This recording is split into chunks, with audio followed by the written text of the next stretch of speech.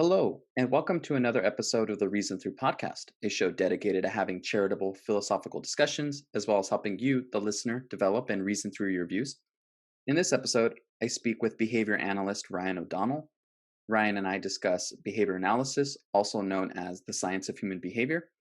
We discuss its ethics, principles, philosophical underpinnings, and how it relates to the human experience. If you find value in this content, please consider subscribing, sharing, rating, and reviewing the podcast as it shows your support, and I would greatly appreciate it. And now I bring you Ryan O'Donnell. All right, cool. I have with me Ryan O'Donnell. Thank you for coming on the podcast. Totally. Appreciate the invitation, Jacob. Excited to chat and share some ideas. Yeah, for sure. So before we get started on our topic today, if you wouldn't mind telling our listeners who you are and what you do. Yeah. In short, I'm a behavior analyst. I stumbled in the field accidentally. Found just the science of behavior really fascinating. What it could possibly offer society and how we just structure our social systems and how do we make our own lives, as good as we possibly can with the resources and tools and knowledge and skills and abilities that we have. A lot of the application is helping people with intellectual disabilities, developmental disabilities, autism spectrum disorders, other neurodifferences is where a lot of that work is. But I found myself being really fascinated in a lot of different areas of application. So I kind of slowly, over the last 10 years, went from working in those sort of clinical settings into more of this digital nomad life where I create a lot of content around behavior analysis. I get contracted to work on video production services for people in behavior analysis, marketing pieces, things like that. And so, yeah, I've done a lot of video-based work the last 3 or 4 years, and that's kind of what I've been up to, making behavior analytic content in some sort of form. Yeah, very cool. And I was researching acceptance and commitment therapy, and that's how I stumbled upon your channel. Nice. I just recently graduated from here in Fresno National University from an online program. Cool. And what I found very frustrating is that I had never heard about an updated version of kind of verbal behavior, which is you find Yeah. in relational frame theory. And then from relational frame theory, you have ACT, acceptance as commitment therapy. And I'm like, well, what the heck? Why didn't I learn any of this stuff? Yeah. And I found that very frustrating. And so that's how I found your channel, because I just searched it one day. I'm like, well, what is this? What is this behavior Yeah. analytic kind of procedure? Because I want to learn it. Yeah, that's cool. Yeah, the channel I run is the Daily VA. It was supposed to be some daily video about behavior analysis. It's by no means daily, but it's definitely shipped in my skill sets to be able to communicate and work on video editing and stuff. And yeah, there's a fantastic video up there. One of my favorites on the ACT stuff is with Kelly Wilson. People want to look up Kelly Wilson and acceptance and commitment therapy. I think I cut it into 3 parts. It's fantastic stuff out there. So yeah, I just share something related to behavior analysis every day. It's totally different. It's a very weird channel for people that aren't in the field. That's for sure. So you said that you kind of stumbled upon behavior analysis. So like with Mhm. my background, back when I was early 20s, I started working with people with disabilities, and that's how I kind of got introduced into ABA therapy, even though I didn't really know it was called ABA therapy or what I Mhm. was even doing. It was just here, this is what you do when a given behavior happens. And it's like, okay, yeah, I can do that. And Mhm. so that's kind of been my experience. And then I kind of started going back to school for stuff like that. Yeah, that's really cool. Yeah, it's a lot of the application is in, like I said, that area. I think our board reports about 70% of people that practice are in that area. I think some of the other categories personally would probably are supporting that, and it's probably a much higher number. Seems like more it's an 85 to 90% of the people that I meet are really um, set up there. It's technically I'm a adjunct professor for an online program, and we only teach the majority of people that are, and the majority of our content, 99% of it is all structured towards that sort of sector and area of help. So yeah, our field's quite quite locked into that area, for better or worse. Perfect. And so I think this is a great segue into kind of behavior analysis. So, Mm-hmm. how would you describe behavior analysis to our listeners? Science of human behavior, behavior being anything that we do, think, feel, everything. There's some harder lines there when you get into biology and some of the molecular and fine grained things that are going on the chemical and biological level, but and we don't count that as behavior. But yeah, it's our daily life, everything that we do. That was one of the things that kind of attracted me to it, is that looked at it as kind of this job security. I could be fascinated in this and use this anywhere I was, depending on the sector, the type of job, etc. And the potential is just being able to like look at the world in a different way, understand a lot of like psychology topics in a way that seems to make a lot of sense, rooted in data, and some pretty hard science, and then use that to make your own life better, others if they want to, and that you're under that contractual sort of relationship, helping them out, or redesign entire systems, like Mm. any any anything from government, education, healthcare, like those could be looked at as involving from either directly human behavior of like getting people to use them or teach correctly or whatever that is, but also all human behaviors is, or all the systems design is human behavior itself, right? And like how do we leverage that sort of knowledge to get people to design things for the greater good, or sidestep biases, whatever that is that you might be interested in. Like it's applicable everywhere, so that's why I got super into it, and maybe why the channel is so diverse too, and the things that I share on there as well, because of the nature of human behavior. Yeah, and it's definitely applicable. I mean, just like, well, how do you get workers to be motivated to go to work? How do you get them more work production? I apply it definitely with parenting. It's like, well, how do I better parent my child? Mm-hmm. And so, just to kind of clarify too for our listeners, when we're talking about behavior, at least from a behavior analytic perspective, it has to pass what they call like this dead man test. So, if a Mm-hmm. dead man can do it, then it's not a behavior according to Mm-hmm. behavior analysis. So, if a dead man can, be still, that's not a behavior because then a dead man can do it. So it needs to be something that we're actively be doing or speaking. Yeah. Yeah, that's a good litmus test, like starting point. And then I guess the behavioral side too, we break down into more of these like natural reflexes that are more um, they come about as a result of being a member of the species. So like we all sneeze, cough, rooting reflexes, suckling reflexes, these sort of things like are because we're a member of the species. But the large majority of our behavior is actually shaped within our lifetime continually all the time. And that was just like, I guess, another fascinating aspect, right? Mm-hmm. Is that I could like rethink how the world influences me and what I want to potentially do with that information to achieve my goals. So there's a very like um, I guess like selfish or like self-help perspective that like really drew me into it as well. Yeah, for sure. So then there are certain kind of philosophical assumptions that kind Hmm. of come along with behavior analysis. One of them being kind of that what they would call kind of deterministic, to where, and what Hmm. they mean by, at least from what I've read within behavior analysis, it's meaning that things are predictable, that causes have effects. Yep. Did I say that right? Yeah. And that we can take this and apply this to ourselves when it comes to human action. Yeah. Straight up. The world's lawful and orderly. Like the example I give sometimes is like we assume the sun's going to come up on the east and set in the west every um or whatever, the earth's going to rotate more Hmm. accurately, but Hmm. Yeah. these sort of things like it's going to happen consistently. There's the same That's the same idea that we're giving with this deterministic worldview.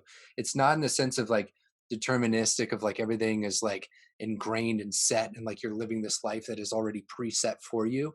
So I'd like to clarify there. It's just that Yeah. the world around you influences you in ways that happen consistently every day, going to continue. Um, and yeah, that's a pretty big one to come to terms with if you want to really dive into it, because Hmm. you have to um, right, wrong, or indifferent if you believe in it or not. So I guess real quick on the philosophical side of things, we can describe Hmm. this. I operate from these sort of perspectives, but I always tell people like you can't actually compare different worldviews at the end of the day because they have their own philosophical assumptions. So I'll paint the picture here. If it conflicts with anybody else's worldview, that's not that I'm ever doing a comparison here. If anything, it's just like how I came to choose these.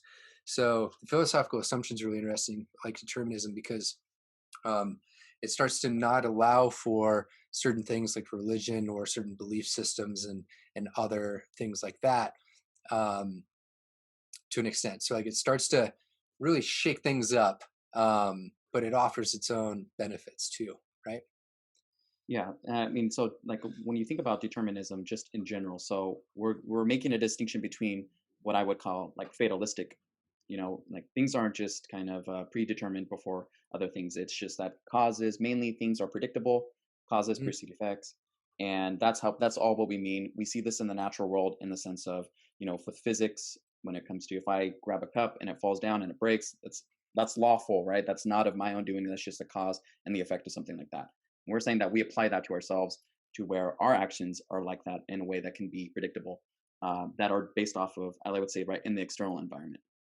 Yeah, totally. Which has some pretty cool implications and like weird ones. So how do we start to handle things like crimes, right? Yeah.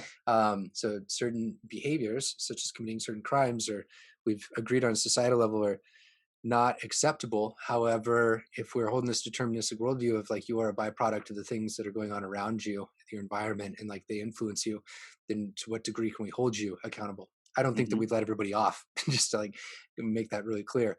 But we have to. I think the perspective of determinism within the science of human behavior allows for some interesting perspective on advocating that it is a big part of what we do is actually influenced outside of our control, Hmm. um, per se, and how we Yeah. perceive that, which just makes it a little bit more. Um, I don't know. It's a has some like redemptive qualities to it, and like you can look at the world in a little bit of a different way to where it's not so much like pointing the finger, blame, punish. It's more so, how did this come about? And how can we start to help you in the moment get around this, as well as um, use that information to kind of like design society in a way that less people potentially do it if it's bad, or more people do it if it's good, right? So that's been, I think, the main utility that I've gotten out of deterministic worldview. Is like, Hmm. yeah, sometimes it kind of like attacks your personal beliefs, like makes you really rethink things. You can have some like straight up existential crisis rethinking things, but also Hmm. um, it creates this like different world in which you can, Yeah. structure and understand things, which has been really beneficial. Right. So yeah, and I totally understand what you're saying, because if someone on one hand here is like, okay, well, if my actions are just predetermined, or if they're just determined in general, then how Hmm. much control do I really have over my own life? And that has kind of existential implications. Yeah. And kind of going back to crime, right, where it's like, okay, well, what we're saying is that not ever we're not saying that these people aren't culpable for their actions. It's just that there are certain environmental factors that kind of, when you put someone in an environment, these are Hmm. going to raise the probability of them, let's say, either going to crime or resorting to crime. And knowing those factors, we as a society can do something about those factors and prevent them Yeah. in a way that's going to be either systematically as a whole, but also kind of individualistically by kind of fostering better environments or very better family home life or something like that. Yeah, for sure. And that's kind of like the dream, the goal of behavior analysis is like, how do you start to make the world just a better place for everybody, society, societal level, as well as like an individual level too. Yeah. And so when it comes to kind of the science, right, because this is still, we are wanting to hold on, or at least behavior analysis are wanting to hold on that this is a science. So there needs to be, at bottommost, a level of predictability, control, and we usually typically in the sciences use some type of an environment. So there has to be some type of an independent variable that we can Hmm. manipulate to either increase the probability of something happen or decrease the probability of something happening. Yeah. Yeah. I kind of look at it as behavior analysis brought to the forefront like the importance of looking to environmental events and how they influence our behavior. Our environment is different for all of us. It's the like if for the people that are potentially listening to this, it's like the sound of our voices coming through your headphones or your phone. It's like the world in which you're sitting in or walking in. It's the barometric pressure, the temperature, like it's everything that's around you that's potentially influencing you. Plus your Hmm. history that's led you up to this point as well too, Hmm. is kind of part of that. So I kind of look at it as like there's these multitude of factors. We all are influenced by them, but with different degrees do they influence us in the moment based on our individual life that we've lived so far. Some of them, like I said, like the more set reflexes and biological sort of things, like we all seem to be really similar on, like really, really darn close. Not always, but sometimes like our upbringing are entirely different, right? And those can have totally different impacts on our behavior. For sure. So, how is it that we can kind of predict behavior? So, there's certain principles that we operate on, such as Mhm. principle of reinforcement, principle of punishment, principle of extinction. So, how does that kind of relate to predicting behavior? So, how Yeah. can we predict behavior? And two, what are the guiding principles that we use or behavior analysis use to make it probabilistic to where, given a certain given a certain circumstances, this behavior will likely Yeah. happen? So with every science, the goal is right. Describe, predict, control. Um, we always start in kind of that order too. Try to describe it, write it down, figure out how we can start to predict the circumstances, see if there's some sort of relationship that's causal, that's not just correlational or coincidental, and then move into that control. Some people, the control seems like a very like I don't know, um, clockwork orange, like very manipulative sort of perspective. Mm. There's also some discussions in the field of rather than control, maybe we say influence because we can't actually control every single environmental circumstance that's out there. Influence is probably like not only a softer but a more accurate word probably. So sometimes I'll use those interchangeably just for so folks know. Um, but yeah, the my understanding is that the field of behavioral psychology and behavior analysis, I don't know, over the last, depending on where you draw the lines, like the last 100 or so years, has realized that not only humans, but a whole lot of different species react to certain things in similar ways and they affect our future behavior. So, like, one of the biggest is the selection by consequences, is how it's talked about. So, there are actions and the immediate environmental changes that happen afterward will select for our behavior or select for or against it.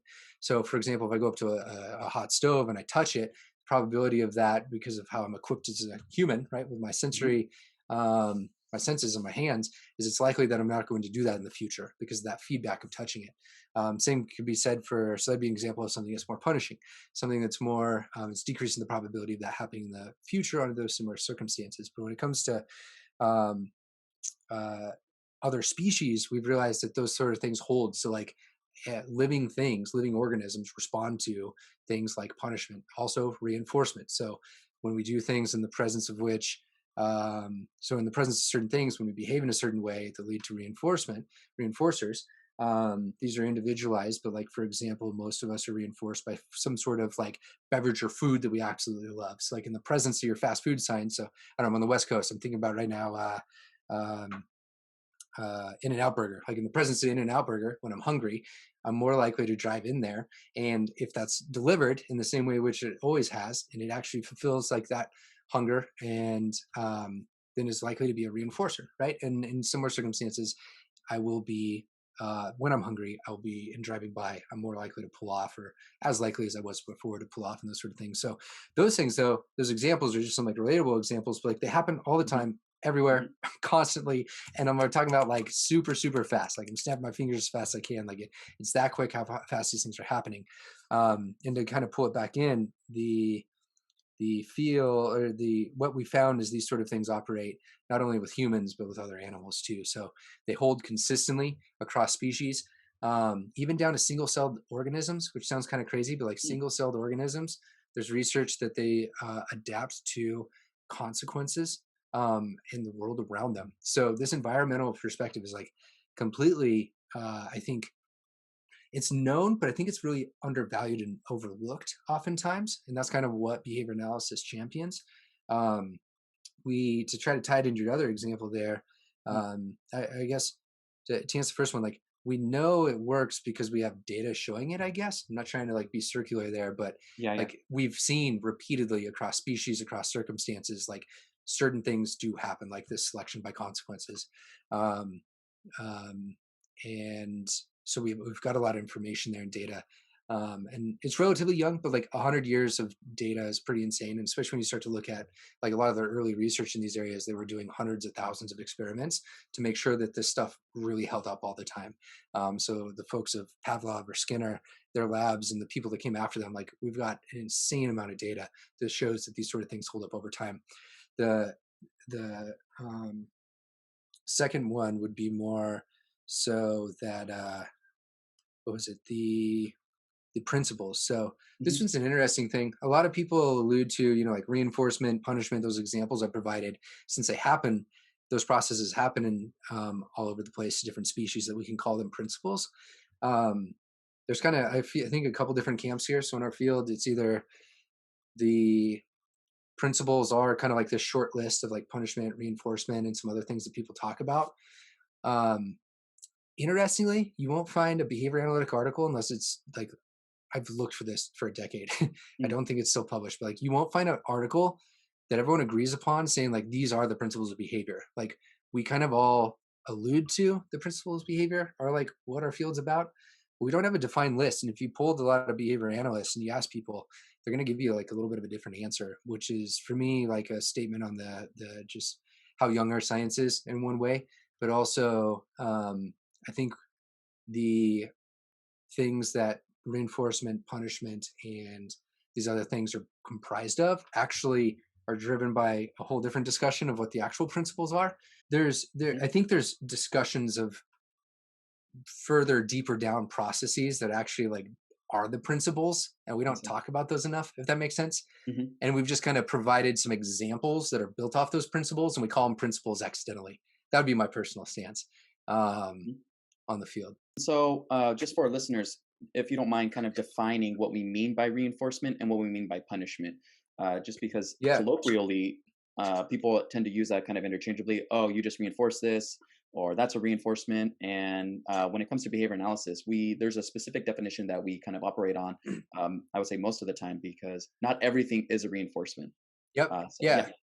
Yeah, so reinforcers and then punishers. The idea of a reinforcer is that there's something that happens immediately after your behavior that alters the future probability of that behavior happening in those similar circumstances. So the way to think about it is you got to have some sort of like motivational variable, which is some environmental thing that's going on in your life, and then you got to have some sort of like signal, a trigger, something like that, depending on when I talk about it, that signals that that reinforcement's probable if you engage in a certain way. And then when you do engage in that sort of behavior, immediately afterwards, closely, like think within a minute, the idea is like it's very close in time that reinforcer is delivered. So my example that I provided of like sight of the in and out burger sign Hmm. and is the potential trigger. Only if I'm hungry though. Like you need to have both of those, right? If I'm not hungry, the probability of that like drastically decreases. Those two environmental variables of the hunger plus the side of the sign signals like it's available, and then my behavior of going in, ordering, like that whole process, then would be reinforced with that tasty food, right? Whatever it is that you order. The important thing there is it's like under similar circumstances. So I'm not likely to engage in that behavior all the time, but just in similar deprived states in which I'm hungry and it's available. Contextual factors can alter this. Like if you're running late for a meeting, like you obviously can't stop for Hmm. those things. Sometimes, like Hmm. there's some conditional things that are important to think Hmm. about there. But that's a general process, and the idea is that in similar circumstances, you'll engage as much or more often due to that environmental thing that you got as a result of the behavior. In this Hmm. case, it was food. The same could be said the process for punishment, which would just be kind of the inverse there of uh, with a certain level of motivation to engage in something and the right presence of that thing that you'll engage in that behavior, but the consequence, the stimulus that happens afterwards, like the environmental change, actually makes it less likely you're going to do those sort of things. So in my case, it was I don't know. I gave the example like touching the stove. Let's say that I Hmm. was reaching for something that was like a pot behind. I was a younger child and I was reaching for a pot. Hmm. That's kind of signal the motivation. Like I'm trying to reach whatever it is that's back there. That stimulus. My the pot signals that it's like available, but as soon as I touch and I accidentally burn my hand, that stimulus change is the punisher. It's the thing that happened after the behavior of reaching that would make the behavior of reaching in those circumstances less likely. Or I would reach in a different way, but that specific form would be less likely. So hopefully that does some justice. Yeah, Cool. reinforcement, similar circumstances, environmental change after your behavior makes it more likely or the same probability that you're going to engage into it. Um, certain environmental circumstances you'll engage in behavior and you engage in it less often because of the circumstantial changes, then that's going to be a punishment sort of contingency. Perfect. So just to kind of, even more, give a little clarity as well. So a Yeah. reinforcer, or reinforcement is anything that it kind of increases the future behavior given the same circumstances. Hmm. Punishment, something that decreases your behavior given the certain circumstances. Now, there's Yeah. also distinctions made within reinforcement and punishment, such as positive reinforcement, negative Hmm. reinforcement, positive punishment, and negative punishment. And for Yeah. our listeners, when we mean by positive and negative, just to clarify for them, we're not talking about good or bad. We're not making any value judgment on there. It's Hmm. presentation or removal of a given stimulus. Hmm. Yeah, that's it. So the type of change that happens afterwards was the presentation or increase intensity of the stimulus versus decreasing the intensity or removing the stimulus altogether. Like that impacts how we talk about it on a technical level. Yeah, there's a lot of fine grain you can get into if you really want to break things down and really get Mhm. super nerdy over it. So those are the basic processes. Yeah. Do you mind giving us a little bit of examples of what you would say as a positive reinforcement and negative reinforcement? Make like those distinctions. Yeah, so positive and negative. Let's see. Positive reinforcement would be, let's think about like any potential notification that pops up on your phone. Like those sort of things are signaling that there's something that is likely behind there, that when it is presented to you, that is the addition of, that there's potential reinforcers. Not all the time, but largely that's a positive reinforcement example. If you want to talk about something that's like a negative reinforcement example, so we need to, for those, I'm trying to keep in the same domain here. Um, let's say that you have a telemarketer call. So, like the telemarketer call would be something that is a stimulus. Your behavior of swiping to like ignore that will remove that annoying sound or that annoyance that was going on, that makes it more likely in the future that you're going to swipe because you removed that stimulus from your life. So that would be an example of a negative reinforcer. Do those hold up? Think we're doing all right on those? I think we're doing Yeah. great. I Okay. have something for negative. The classic one, or at least what goes to my mind, is something like when you have a headache and you use Tylenol. Yeah. Uh, when you have a headache, and what are you doing? What I typically do is I take Tylenol, and that removes the stimulus, which is the pain that I'm feeling within my brain. And so that increases the probability of every time I have a headache, I'm going to go to the Tylenol because that has worked in the past, and I Yep. predict that will work in the future. And Yep. so I've just been negatively reinforced. Yep. Yeah. So procedurally, it's I guess it's important to know these sort of things because you can start to realize the variables around you that are changing, and it's that provides a whole wealth of information that you can then use to like understand your own behavior or how to like Mhm. rethink and redesign things. Because that negative reinforcement, like it works and it's good that we operate under that, but like ideally you're not living your life to where you're like continually trying to attenuate your pain, right? Like you're not under a situation where you're trying to continually avoid your telemarketing calls. Like ideally you're kind of setting up things that are more this positive reinforcement, um and providing, not as much potential trying to get out of things as much as like obtain things that you enjoy.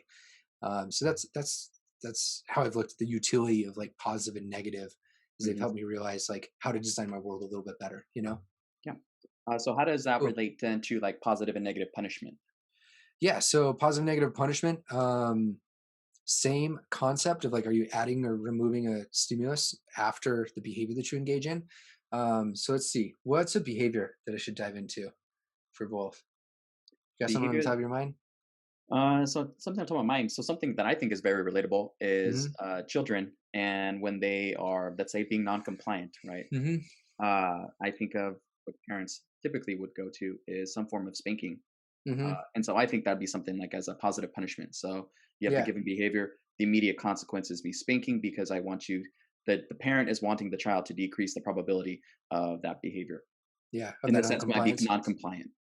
Yeah, so that would hold up as a potential example of positive punishment. It's also like an interesting one because it would be kind of alluding to what I was talking about with the positive negative distinction of like the types of questions behavior analysis asks is like how could we avoid the punishment situation and set up a positive reinforcement situation to teach the appropriate response, Hmm. right? Would be like an interesting question to ask, like how do we teach a replacement to that non-compliance Hmm. through positive reinforcement so that both partners or sorry, both um, The parent people and the is what I child. was looking for in that circumstance, just aren't even running into that non-compliance in the first place because it's just not beneficial and like not enjoyable for either party, right? Hmm. So yeah, it'd be a good example of positive punishment. Negative punishment one would be, you can think about fines, and those sort of things are often good ones to think about. So if you engage in some sort of behavior and as a result of your behavior you lose access to certain things, so crime and in some way that we talked about like is set up on this big negative punishment example, like you no longer have certain access to society and basic rights, um, are tampered with. But a more minor one you can think about, if I don't know, if you um, accidentally like say a joke to a friends group that just goes off the wrong way and they don't invite you the next time to the party because you were the person that had the off color joke or whatever it was, that wasn't framed in the right way. That's a negative punishment, that you lose access to a friend group as a result of those sort of things. So um, there's a wealth of applications if you can start to think about Mm, this world. Like everything we do is influenced through these sort of processes. It's insane. yeah. Yeah, and that's something that when you're not really thinking about these things, you're not really thinking about how much all this stuff, these contingencies, right, are really kind of around you Hmm. and are kind of guiding your behavior a little bit. Because we all like to think, right? I like to think kind of psychologically that, I mean, if I want to lift up my right arm right here, I can do that freely. And in some broad Yeah. sense, I am free to do that. But there's also environmental things that are outside of my control that are actually influencing why I picked right instead of left. Yep. Yeah. So that's this behavior analytic view and deterministic view kind of starts to um, kind of target some big things like just how free are you, right, to do these sort of things. But it provides some cool alternatives too. So like what you reminded me of there is one cool thing for behavior analysis. There was this concept called degrees of freedom. And the Hmm. idea is, I know we're on audio here, but we got some video too, so I'm gonna try to do both. If I had five different choices to choose from, so I'm holding up my hand here with my five fingers up. There's potentially four uh, uh, different options, or sorry, there's four the white space in between. So if I'm holding my hand, I got five fingers. The webs in my fingers. There's four degrees of choice here. There's five options, but there's really four degrees of choice because if you have two choices, you really just have this one degree of freedom. So the idea here is that when you start to take this deterministic worldview, you can start to look at your individual behavior in a certain circumstance and be like, how likely is it that I'm able to do, what's the probability of like what type of behavior I engage in this circumstance? So at work, like you're restricted to certain things that you can be doing. You have less degrees of freedom because you are in a circumstance in which you need to be, you know, behaving with respect to the mission of the organization and et cetera. But when you're on the weekend, you've got a whole lot more degrees of freedom because you're not restricted as much. So this deterministic worldview, I don't think actually, for me at least, it's like never actually caused issues with freedom or any of these existential crises because I just realized, oh, if I can set my world up in a way in which I understand and I can increase the degrees of freedom in my life, I'm now more free due to that deterministic sort of perspective, right? Mhm. Um, so I'm just sharing these sort of things because sometimes it can be looked at as uh, a perspective that just seems to be a little bit more, I don't know, uh, not restrictive, but it just kind of like takes away some of the like freedom and dignity that we think we have. But I think it A does little the bit more opposite. nihilistic. Yeah, I think it's a complete opposite of that. Like when you understand what's influencing you, you can now design the world to have more degrees of freedom, for example, and like live the life that you want to live. So it's extremely powerful and what it can do. So Cool. behavior analysis has gotten kind of what you're talking about a little bit about deterministic and determinism and how it can kind of create this existential dread. Hmm. Behavior analysis in general and behaviorism, so its philosophy behind it, has kind Hmm. of gotten a bad rap for, I don't know, I would say the past 100 years ever since it really came Since its out. conception. Yeah. Yeah. And in some cases, yes, like I would agree that maybe hard behaviorism, where the only thing that we can take into account is just the external things that I'm displaying, when you have to take into account the internal things, and that's a result of our cognitive science now that we have. Hmm. So, as a way of kind of mitigating that, how has behavior analysis kind of pushed through that and kind of responded back to something like that? Yeah. Man, there's so many ways that we can go here. I think the kind of short, quick answer is always like I think what our field's shown is we provided a body of evidence to suggest that environmental events actually influence us a lot more than we'd previously thought. That's one of the biggest things there. You can read stuff that seems to be like so minuscule that you're like, okay, that's cool. Like we all kind of knew that, or like that's not a big thing. Or you Hmm. can have things that seem to be like totally fundamentally change the way we think about science. So, for example, one of the more drastic things is there's this really good book by Susan Schneider called The Science of Consequences that breaks this down in more depth. But we've realized that the way in which we live our life, the consequences of our behavior can actually alter the genetic expression throughout our lifetime. Genes were always thought as as things that influence your behavior and kind of set in stone. So like if you have certain genes, you might be more predisposed to certain diseases or circumstances. It turns out that yes, that's part of it, but the other part of this also is that your behavior within your lifetime and the people that are lineage in a lineage behind you, like your grandparents, your parents, and such, their behavior can alter the expression, the turning on and off of your genes within your lifetime. Sounds absolutely like crazy, but this is an area called epigenetics. And so, like, our field didn't directly find this necessarily. There was a behavioral researcher that did some really cool research in the 40s on this, 40s, 50s, and 60s, named Xingyang Guo, if anyone wants to look him up. Called an epigenetic behaviorist, is what he called himself. And this was like, that was also like 60 years before epigenetics really caught on and got like massive, how it is now.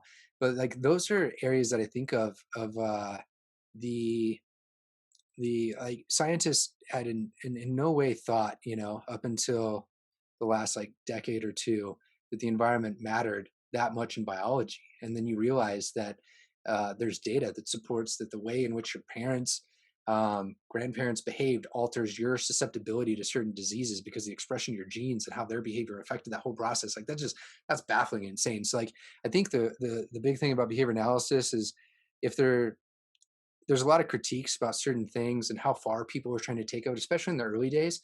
I think Hmm. we've gotten a little bit more humble about that. Yeah. But I think that there is an argument of like this changes the game when you think about how large consequences play as a result of what we do, build, shape in our society. Hmm. So that's one area that I think of. Another example is up until probably the early 80s to late up until the 80s, like throughout that decade, we had very little understanding of if you wanted to reduce a certain behavior that someone was exhibiting, how to best do that. So we used to have this idea during what we called the behavior modification days, which was like this translational period from learning all this stuff in a lab with Hmm. humans, rats, pigeons, all sorts of different animals that was going on. This translational period was like roughly like, I don't know, the 40s into the 70s, where we were trying to realize like how can we benefit and help society through this. That the main mode was like punishment based strategies. So it was we would punish behavior that we don't want to see. The big transformational thing, which might seem like an aha moment all of a sudden, but like we had to learn as a society, or at least as a science, was that whenever you punish something, you have to have a replacement behavior that obtains the same outcome. If you don't do that, you're not going to actually get rid of that behavior. You're not going to decrease the probability. You're just going to kind of move it in different areas. So, Yeah. for example, if I have somebody that's betting and it's causing significant issues in their life, and I just want to punish every time that they're going in and betting, that's not going to actually solve the problem unless you create an alternative way for them to get the same effects that the betting gives them for a more appropriate behavior. So if that's like gambling with fake money or gambling with friends in different ways that are more safe, I don't know. I'm thinking Yeah. like Yeah. poker, where you're like gambling at $10 instead of like thousands of dollars or whatever. Um, those are ways in which you need to shape those sort of things up, which is really difficult because it has to be on an individual level, like depending on what the exact reinforcers are for certain people. Um, but like that was one thing where like a lot of critiques of behaviorism are lying in either the philosophical assumptions we have on like determinism and those sort of things, or they lie in uh, critiques that are Kind of its accurate, application. yeah, of its application, but those critiques are like usually, I'm not lying, I'm not exaggerating here, like 20 to 50 years outdated. Like Yeah. it's like, hey y'all, like this is actually not how things work. This critique is half a century old and we no longer do that. And that's a frustrating part if you can't tell in my tone of voice. Um, but I think it's our job and our duty to like explain what has changed and adapted. And that'd be one example that I give you there of for all the listeners is if you ever find a behavior analyst or someone that says they're a behaviorist or behavioral in any sort of nature, and they're just like trying to decrease behavior without teaching a replacement, that's not our field. That's not what we've kind of changed to. Yeah. If it seems untelevisable and like unethical in some sort of way, that's not our field. Like our field is upheld to like really strong ethical obligations and moral obligations. So there is nothing like if it's giving you a bad taste in or like makes your stomach turn, that's not the behavior analysis that is of today's day and age, right?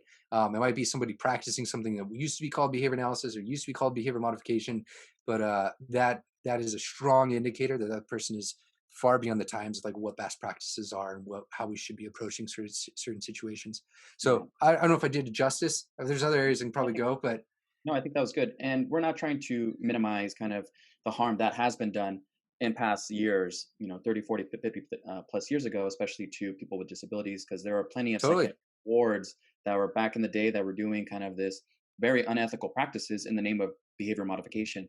Hmm. But just to kind of highlight, the board, specifically the BACB board, holds behavior analysts to a very, very, very high standard, to where um, there are things that are there's a checks and balances when it comes to BCBAs, and Hmm. those checks and balances are put in place so those kind of malpractice doesn't ever happen again. Yeah, And totally. so I just want to make sure that's clear for everyone, because behavior analysis can get I think still in some ways Hmm. does have a bad rap, but Hmm. I, yeah, so I just want to make sure that's clear for Yeah, everyone. for sure. If you think it's got a bad rap, or if you think there's a thing, it's like it reminds me here of like continually questioning and like some skepticism around this is like super called for. So if anybody found this and they're like, these guys are drinking the Kool-Aid, that's a good thing to have, right? Yeah. It's what you do with that next. So if Yeah. you have a certain circumstance in which you think something's unethical or something happened, like learning more about that circumstance that you maybe read about, say you read a news article or something like that, or you heard of an old procedure used to be used, like learning the circumstances under which that was developed and why it was developed, if it was stopped under what, like learning more about those is what I've always done. So like when I ran across things that were questionable practices that I had heard about, I'd usually like, if I could, talk to the researcher, Mm. shoot an email, or if I needed to, just like dig into old materials, like why did this come about? Ask other people. Um, there's usually an interesting story there, and a really interesting lesson that was picked up from it that is now embedded into things like you're saying about our ethical Mhm. code and such. Yeah. And kind of going back to what you mentioned about, you need to, when if you are to put a punishment contingency in place, you have to Hmm. have a replacement procedure also in place. And this is known as kind of differential reinforcement of Hmm. alternative behavior.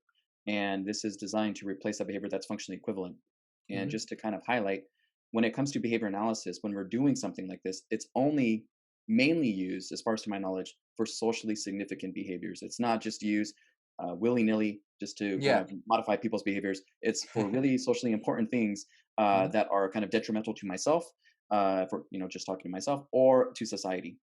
Yeah, totally. Those are set up as like contractual relationships. Like somebody is being hired to change these sort of things. Like there's discussions around like you want me to help you, right? Like so there's that whole like when you're saying these things don't happen willy nilly, like behavior analysts are contractually set up and obligated with their like they're obligated to set up clear expectations and like contractual obligations of like I'm going to provide this service to you, and here's the parameters of that.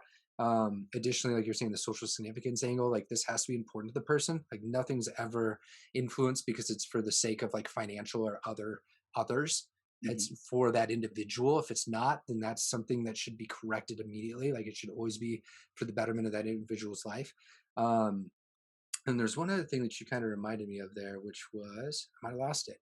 um oh, the I always like to bring this up, just maybe a side tangent a little bit, but like we're always all trying to understand the world around us in different ways. I think behavior analysis is just one of the ways in which people are trying to ask ourselves that. Like, for Mm. example, you can take probably anybody in the this is a U.S. centric view. Obviously, I live here, but I think is a good example. Like, you take the last year in the United States, like probably most people have an internet connection of like ask like what the hell is going on in the United States right now. Like what's some circumstance somewhere, right?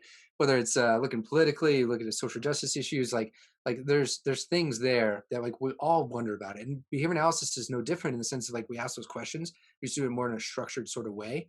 And so when we start to use that knowledge to help others, it starts to open up to where like we need to get into those contractual relationships. But this Hmm. sort of stuff, science, is leveraged by a whole lot of different things out there. Like um, really good CEOs, entrepreneurs, product designers, people that are designing, on software and such. Like they are leveraging these sort of things all over the place. So it's just sometimes a fun thing to think about, and also, I guess, mention to folks is like the things that drive our behavior most these days are, the giant tech companies that Mhm. influence our day-to-day behavior with these sort of same principles and processes, whether they know it or not, and whether they plan it or not. I don't know, unless I could look at the code and they unveiled all their Yeah, for sure. secrets.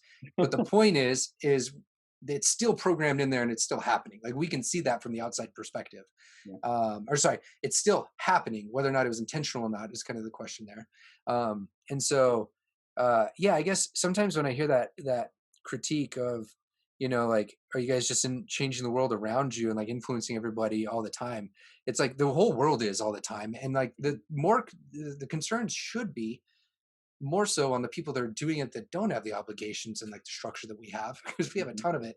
Um, we have entire companies influencing billions of people per day using these strategies that have very Yeah. little obligation and like are arguably, mm, and maybe, I guess, like, I don't have a basis to really say this, but Yeah. it might be unraveling society in certain ways, right? Yeah. Like the social media companies and such, like, might be doing as much good as bad, or more bad than we thought, right? Well, I mean, like, So phone addiction is a real thing, and it's specifically problematic for. So I have a daughter, and she's just turning 3 though. But from what I've read, children that not children, teen girls that are in their teenage years that are on their phones, we have found that there are the more they spend on their phone, the increase of anxiety and depression is followed by that.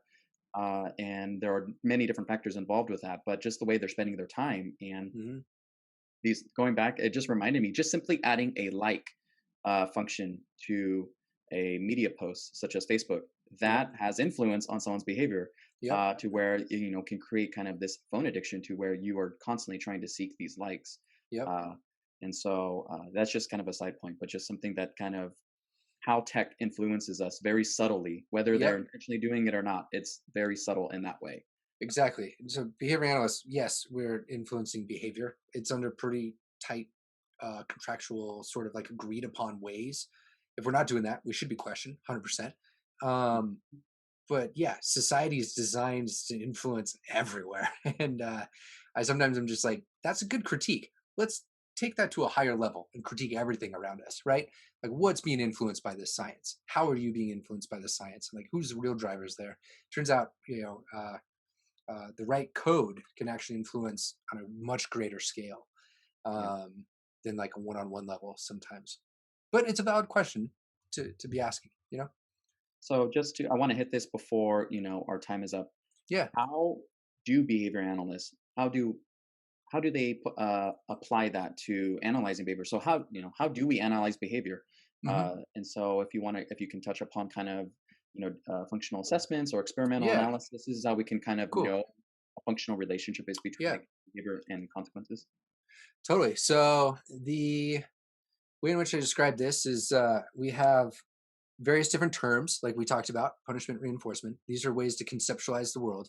So, as science, what we do is we see the natural events around us and we try to put them in words that seem to help us explain, describe, and predict or influence things better, right?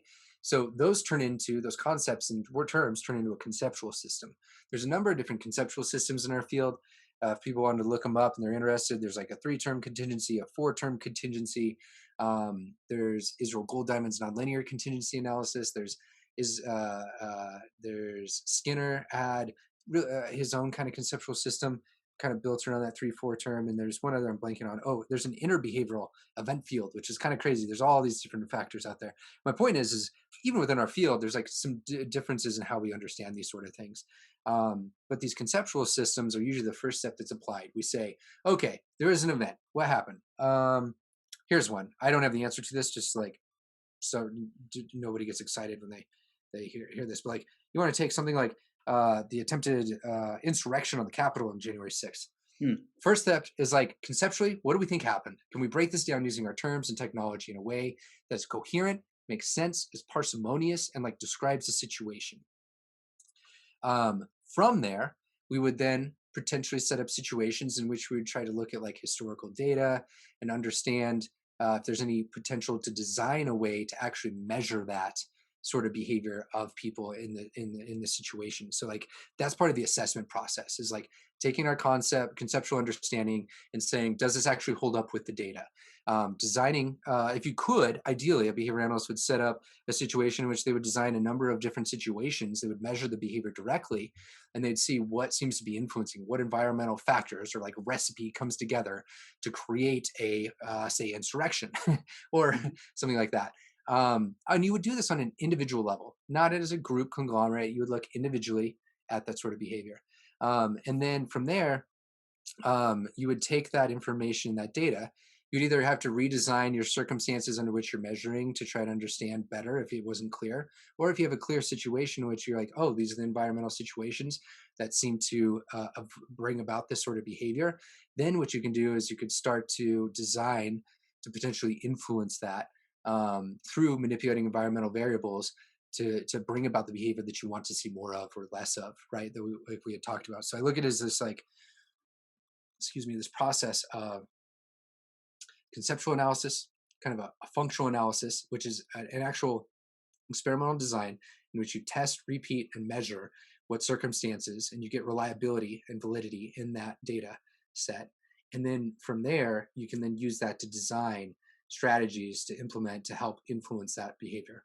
The one that I gave was a pretty drastic example. You can do this as well as on an individual level, just for sake of people like connecting this. Hopefully, like if I was trying to understand circumstances that influence my grabbing of my phone sort of behavior and checking my phone, I might design circumstances in which the phone's not in the room, and I work for an hour where the phone's set right next to me, but it's the notifications are snoozed. I might measure that the number of my pickups per hour off of that. I might design one in which I like set it right down in front of me while I'm working, and I look at how often I get distracted or pick up my phone as a result of that.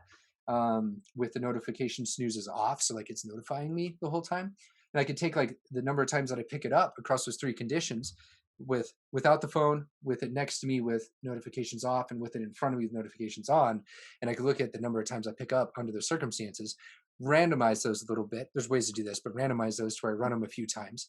To where I have consistent data points across them, and I'd look at the circumstances. I'd be willing to bet that most of the times that I pick up my phone are because it's sitting in front of me and the notifications are on, right? Mhm. May not be for everybody, but if that shows me that sort of situation, and that's the data to where, let's say, 80% of the time I pick up my phone, it's always in the condition in which it's in front of me with my notifications on, and it's actually impeding my chances of getting work done and causing issues in my life of what I need to be doing, then I know that what I need to be working on doing is setting up reinforcement contingencies or situations in which the notifications are off and it's set behind me in a different room, something like that. Right. So that's kind of, I guess, how that progression would go. I would Mhm. conceptualize maybe I'm being reinforced Mhm. with the notifications being on. I would test it. I would look at that data and then I would design my world around it. The designing, all that's hard. Like this isn't easy sometimes. Like when we're talking about like one of the oldest questions ever, which is like how you motivate people to do things. How do I motivate myself? Mhm. But this field offers that perspective on an individual level, which is pretty cool.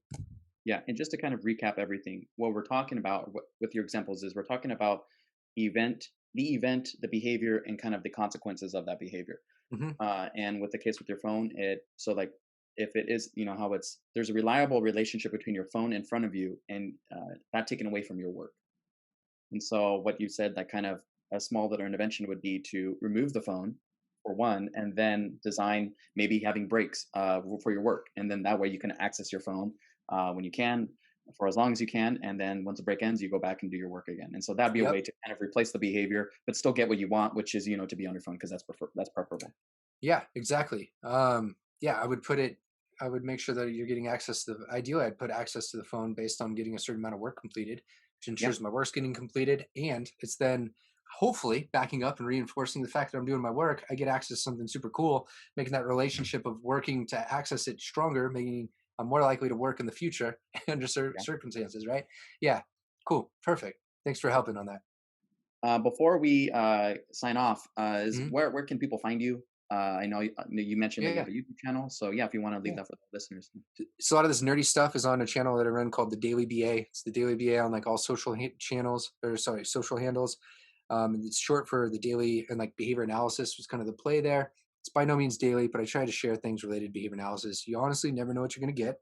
unless you're like living in my environment and see what I'm working on, because the potential applications of this field are all over the place, and my interests are all over the place too. So yeah, you can check stuff out there. It's hit or miss if it's gonna be really technical or if it's gonna be more generally consumable. Your indication on that, if people are like totally new to this field, the ones that are viewed more often are usually a good indicator that they're a little bit more digestible. Some of the ones that are have less views are usually because it's more of a technical discussion, and I've been really bad at that. So my apologies, but I usually try to clarify to people like that's a way to try to approach the channel because it's not super altogether. If anyone's listening that's into behavior analysis, I also run some continuing education courses and stuff like that, and I offer some things like that. So um, those are those are where some of the really cool stuff happens, I guess, as well. Yeah, I for can give sure. you links to stuff if you want. For someone who is wanting to start out or has an interest in kind of educating themselves on the things that we've been talking about, do you have any kind of book recommendations for them, Yeah, or kind of where to start? I would say for someone like has a history in science, is like interested in science, then I would say that Science of Consequences by Susan Schneider is a really good place to start.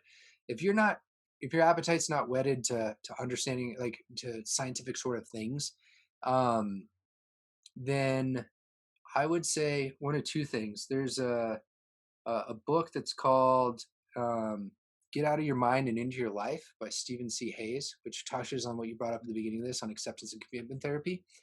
And it's meant to be like a way to rethink how the mind works from a behavioral perspective, but it's distilled and it's not very technical. That's a really interesting read. And then one that's like really off, but I think so one that's written by a non-behavior analyst, but I think really kind of like portrays the way in which we're influenced through our environment around us is this series by Hank Green. He's a YouTuber and author. You can go to hankgreen.com and he has books, two different books. It's a series. It's written as kind of this like sci-fi novel. So if anyone's into narrative and like wants just like a good read, um, he's studied actually a ton of psychology. Um, including behavior analysis. He doesn't lean towards behavior analysis so much, but he does lean on it quite a bit in that book and how he wrote things. It's just a fun read. So it's what are they called? An absolutely remarkable thing and a beautifully foolish endeavor. They're just good reads that make you kind of think about how does the world influence me and my behavior. And he draws some parallels to its environmental events. Um, so yeah, that'd be, I guess, my long-winded suggestions. Perfect. Well, thank you for coming on the Cool. podcast. I appreciate it. For sure. Thanks for having me. Yeah. And that concludes another episode of the Reason Through podcast. See you next time.